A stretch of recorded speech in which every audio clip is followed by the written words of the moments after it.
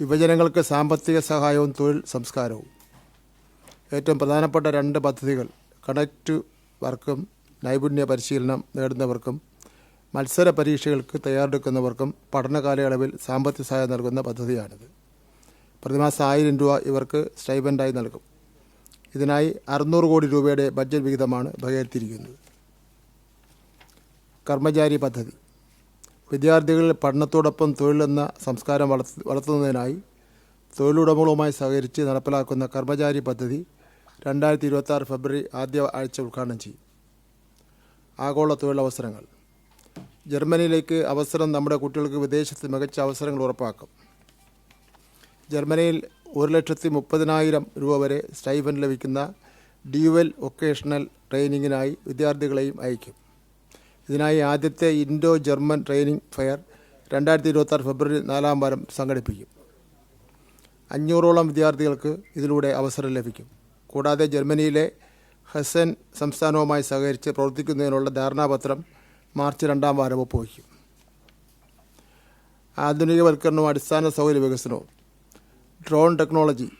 Drone സാങ്കേതിക വിദ്യയിൽ പരിശീലനം നൽകുന്നതിനായി കൊട്ടാരക്കരയിൽ ഇന്നോവേഷൻ ആൻഡ് റിസർച്ച് പാർക്ക് സ്ഥാപിക്കും.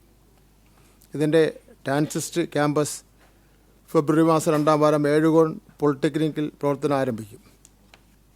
സ്കിൽ കോംപ്ലക്സ് 45 കോടി രൂപ ചെലവിൽ തിരുവനന്തപുരം ചാലയിൽ നിർമ്മിക്കുന്ന സ്കിൽ കോംപ്ലക്സിൻ്റെ നിർമ്മാണോദ്ഘാടനം മാർച്ച് 3-ാം വാരം നടക്കും. നിയമമണ്ഡലത്തിലാണ്. IT നവീകരണം. 482 കോടി രൂപ ചെലവിൽ വ്യവസായ മേഖലയുടെ സഹായത്തോടുകൂടി ITകളെ നവീകരിക്കുന്ന പദ്ധതി മാർച്ച് മാസം ആരംഭിക്കും.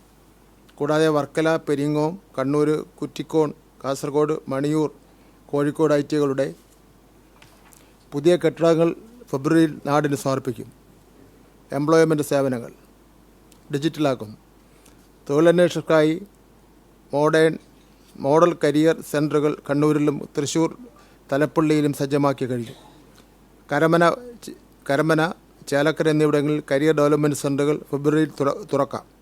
കോഴിക്കോട് മോഡൽ എംപ്ലോയ്മെൻറ്റ് എക്സ്ചേഞ്ച് ജനുവരി അവസാനം പ്രവർത്തനം തുടങ്ങും. തൊഴിലാളി ക്ഷേമവും സുരക്ഷയും.